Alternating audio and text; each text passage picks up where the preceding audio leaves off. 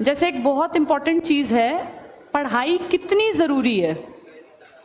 पढ़ाई बहुत ज्यादा जरूरी है। इसको ना बेटा सिर्फ ये मत समझो कि भाई ये किताब में लिखा है इसलिए, इसको अपने जीवन से भी देखो।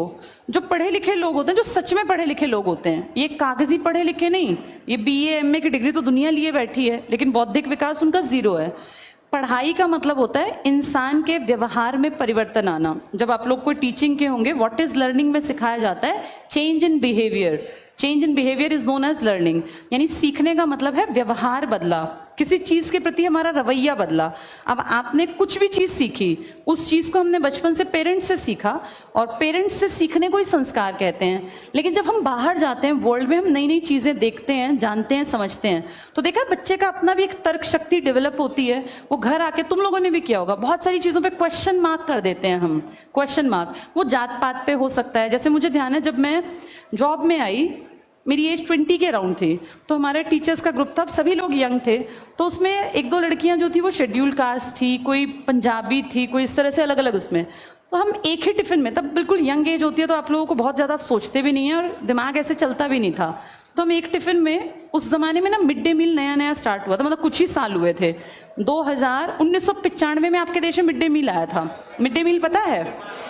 हाँ, ये कई बार पेपर में आ जाता है। मिड डे मील कब लॉन्च हुआ था? 1995 में, 95 में। और उस टाइम में आपके पीएम हुआ करते थे पीवी नरसिम्हा राव। उस टाइम में मिड डे मील जो स्टार्टिंग में ना पैक्ड फूड आता था, बिस्किट का पैकेट आ गया, ये पॉपकॉर्न के पैकेट्स आ गए, ऐसे नहीं, ब्रांड वाले नहीं, पॉलिथीन में पैक टाइप के।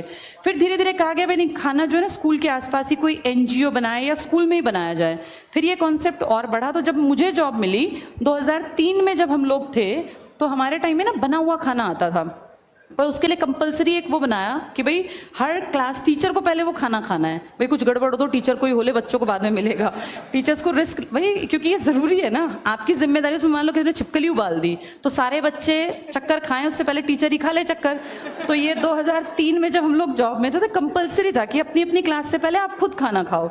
तो ऐसा तो नहीं होगा कि एक एक टीचर आएगा, सारे टीचर्स पहले इकट्ठे होकर वो सारे इकट्ठे ही खा लेते थे कि भाई हमने ये चख लिया एक उसमें से, और अब ये सेफ है, 5-10 मिनट बाद बंटवा दो। तो जब हम लोग खाना खाते थे तो उसमें हम सभी एक ही टिफिन में खा लेते थे। तो जैसे मेरी मदर को मैंने ये बात बताई, तो अब मेरी मदर सोचो पुराने जमाने की, भाई 65+ उनकी एज, तो कहती थी कैसे कैसे के साथ खाना खाती है, ये है वो। तो मैंने कहा क्या फर्क पड़ता है, उनके भी 2 हाथ हैं, हमारे भी 2 हाथ हैं। ये लॉजिक समझ में नहीं आता था, लेकिन अपनी तर्क शक्ति से हम ऐसी बातें उनके दिमाग में नहीं घुसा पाए। यानी हर बच्चे का एक उम्र में जाके अपनी एक आइडेंटिटी बनती है और वो उसके अकॉर्डिंग जीवन जीता है। लेकिन इन सब में कहीं ना कहीं हमारे संस्कार काम जरूर करते हैं बेटा।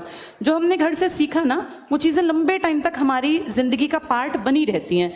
वो हाँ, गलत चीज को आप त्याग देते हैं पढ़ लिख कर। ये पढ़ाई लिखाई बहुत जरूरी है, और इसीलिए आप बार बार पढ़ रहे हो डिजिटल लाइब्रेरी, या लोगों को वैन घुमा घुमा के ज्ञान बढ़ा रहे हैं, दिमाग बढ़ा रहे हैं।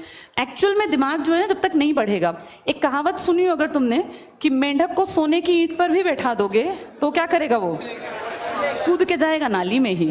ये लोगों पे भी है बेटा, ये कि आप किसी कम पढ़े लिखे या जिसका दिमाग विकसित नहीं है, पढ़ाई लिखाई, ऐसा नहीं मेरी मदर भी पढ़ी लिखी नहीं है, लेकिन एक चीज होती है सामाजिक बुद्धि, वो इंसान की अपने आप समाज में रह के डेवलप हो जाती है। अब क्या हो गया, अब हो गई एलिनेटेड फैमिलीज। अब हमारी फैमिलीज ऐसी नहीं है तुम में से किसी की कि तुम्हारे 20-20 लोगों का घर का परिवार हो, 3-4-5 लोग हद से हद फैमिली में रह गए। तुम्हारी पीढ़ी शायद लास्ट है जिनमें 3 या 4 भाई बहन होंगे।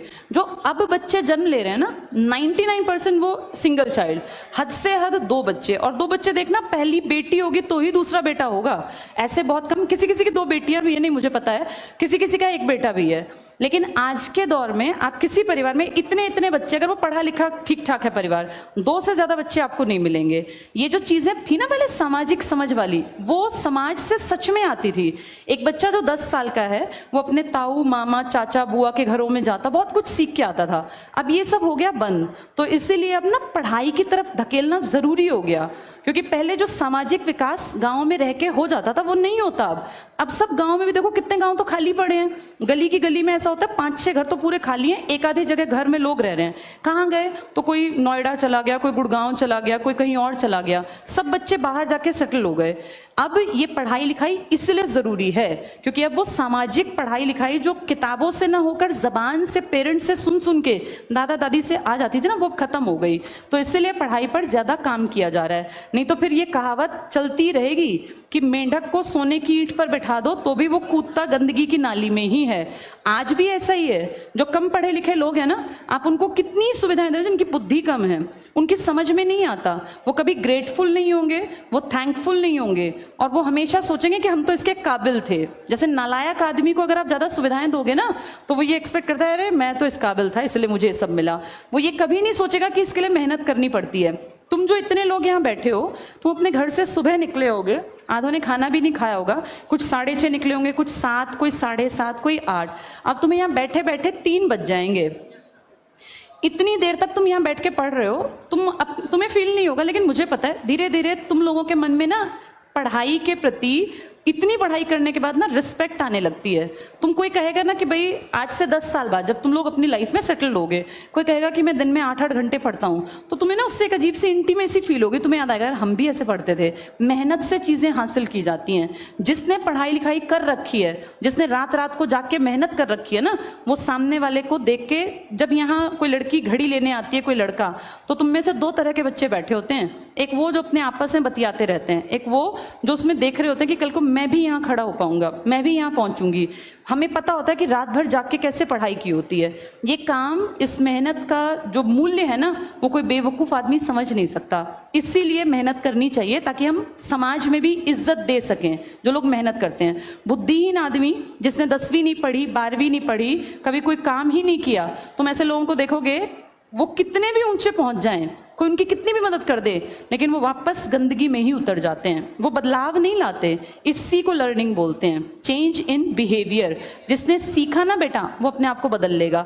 इसीलिए पढ़ाई जरूरी है। अब वो सामाजिक पढ़ाई खत्म हो गई तो हमें किताबों को पढ़ के, अच्छा साहित्य पढ़ के अपनी लाइफ में बहुत कुछ सीख लेना चाहिए। नहीं तो फिर तुम वैसे ही रह जाओगे, पीछे के पीछे ही। और ये मौका हमेशा नहीं आता। ये मौका कोई कोई मौका होता है, तुम्हारा लास्ट फेज है पढ़ने का। आज से 5-10 साल बाद तुम्हारे पास कहाँ टाइम होगा पढ़ने का। तो इसको बहुत अच्छे ढंग से यूटिलाइज करो, अच्छी किताबें पढ़ा करो।